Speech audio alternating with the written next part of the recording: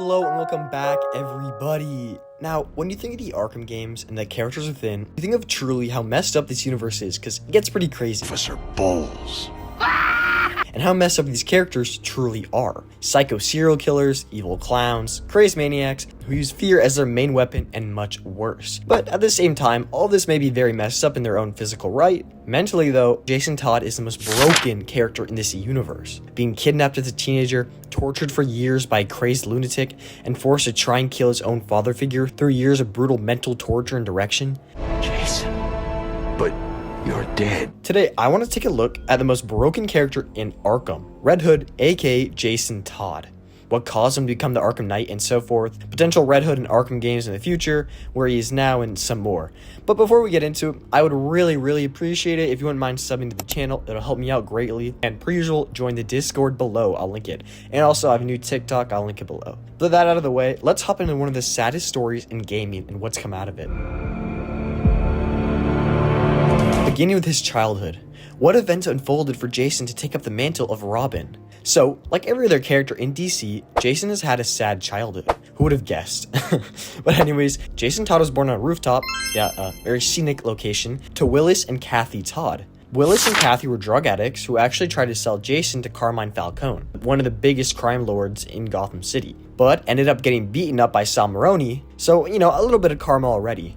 Now, throughout his early ages, Jason was abused physically and mentally by his parents, but that all came to a close when his parents were murdered by Maroni, and instead of Jason becoming a usual orphan, he was given a patch of land by the Maronis to do crime freely, that wouldn't interfere with their criminal activity. But he ended up encountering Bruce Wayne pretty early on, actually saving his ass from the Joker during a bank robbery, but ended up getting arrested and brought into the Wayne Foundation, where later on, Batman introduced the Robin suit and his grapnel gun that Jason had actually used to defeat the Joker and showed Batman that he's capable. And over time, the two built a really close bond, and Jason had become officially the very first Robin. But this is where the famed story of Jason Todd comes to a beginning, the one we all know from the Arkham universe. So one night, Joker decided to do one of the most messed up things I think really any Joker in any reality has ever done. Joker kidnapped a kindergarten class and, skip a few seconds if you don't want to hear, removed their limbs and sewed different parts of their body onto different children, then sending them to the GCPD. I think since we haven't seen Arkham Joker in action for a while, we tend to forget how truly messed up he is.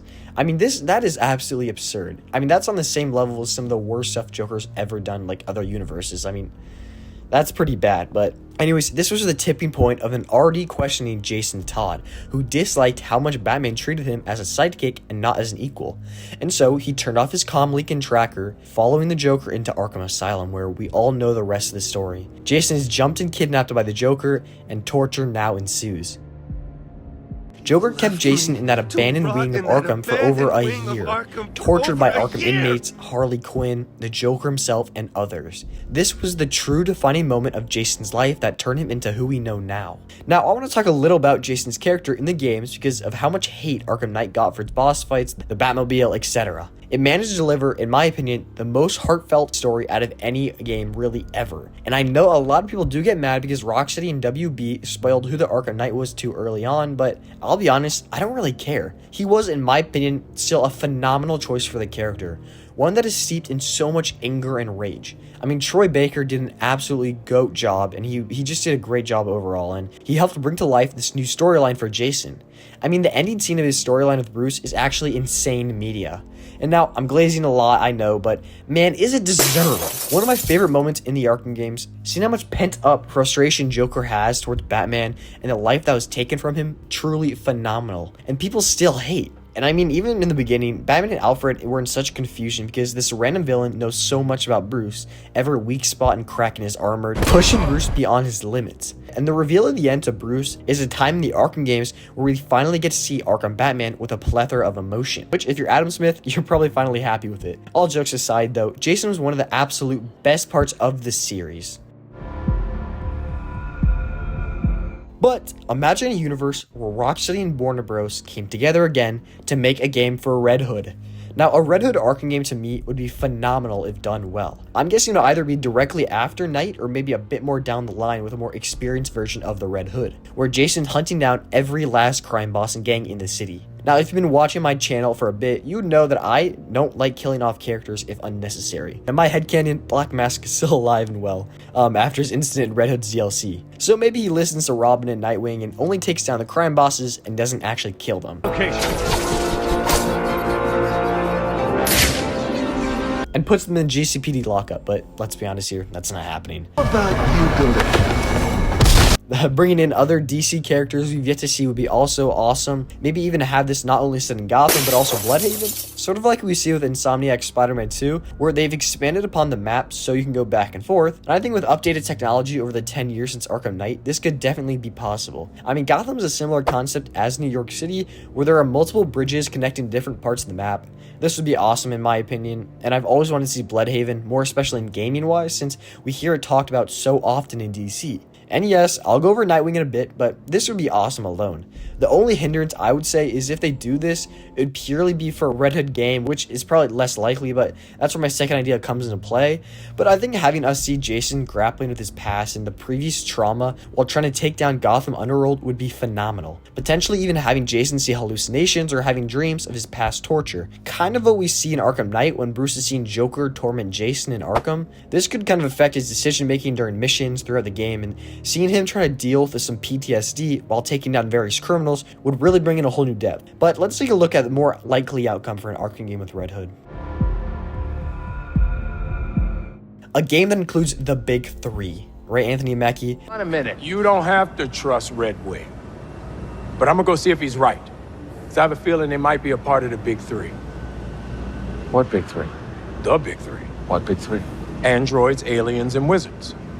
That's not a thing. That's definitely a thing. No, it's not. Now, don't get me started on how insanely incredible this game would actually be. I guess it would kind of sort of be a Gotham Knights scenario, but hopefully executed a lot better. Not saying Gotham Knights wasn't a good game. I actually really enjoyed it. It did have its flaws, but that's besides the point. A game with these three would be amazing, and I definitely think it would be warranting a bigger map with Gotham City and its three main islands alongside Bloodhaven. The only issue for me would be wanting to make it more linear than Gotham Knights, and let me explain. So the issue I had with Gotham Knights is that there were so many playable characters that were completely open the entire game, and so I kind of got annoyed that I wasn't able to enjoy all of them for different cool missions. I couldn't see all their dialogue and other aspects, but let me know if you agree with that at all. But for the Arkham games, I would think that having the ability to play as any of the three during the game's free roaming and maybe some side missions, like lighter ones, could be fine. But main missions, I honestly would prefer to be forced into the story's chosen character, and so we won't be missing out on what the other characters would do in those situations. Even more though, just side missions exploring the past of each three brothers, yes, I'm calling them brothers, would be amazing to see. Maybe side missions where each of them come up against our classic villains, foes, and arch nemesis, then they come together throughout the game for main mission things. Now again, bringing up Spider-Man 2, this could be done in a very similar way, because in Spider-Man 2, you have the ability to play as both of the Spider-Men, but each have their own personal storylines and missions throughout the game, and so the entire experience feels more tailored to each Spider-Man and you get to see everything. In my opinion, this would be way better and make the game feel more high quality and deep like the other Arkham games, but anyways, let me know your thoughts on this.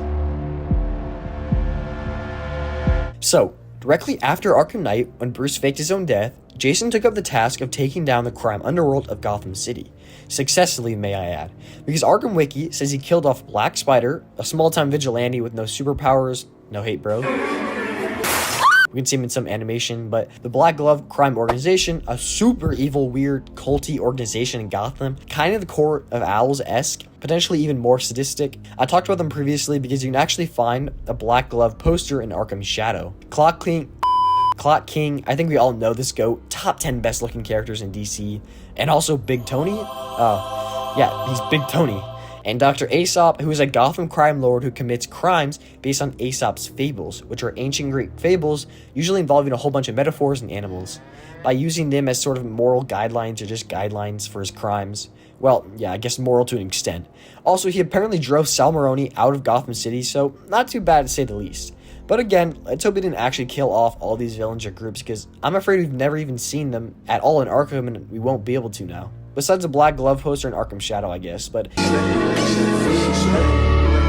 Anyways, following this, we can play Jason's DLC, where he ends up killing Black Mask by kicking him through a window, where he ends up falling to his death, saying this: "There will be a new Arkham game in 2026. Nah, he didn't say that part, but you never know, maybe Red Hood's right. But after that, there's not all too much on Jason's story as the Red Hood, since all we've got following the events of Arkham Knight that aren't in the comics is Suicide Squad killed the Justice League, which, as shaky it is lore-wise, all there is of him is a mention for Batman to get to the Suicide Squad. Oracle, and if you can find him, Jason.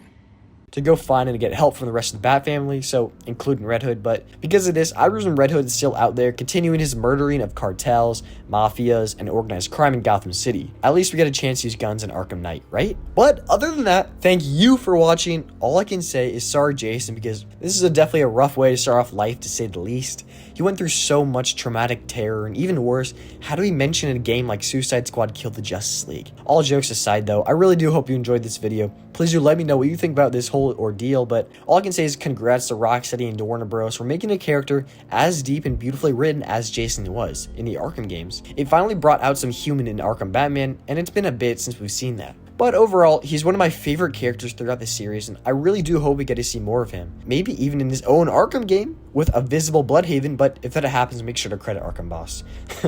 But that's a stretch to say the least. Also, please do let me know what future videos you'd like to see. I always love to read all of your comments. Each one truly does mean a lot to me. But anyways, join the Discord below and sub to the channel. I would sincerely appreciate it. I really do hope all of you are doing well. There's been a lot going on in the world lately, and so I want to make sure you guys are all staying safe. But I'll see you next time.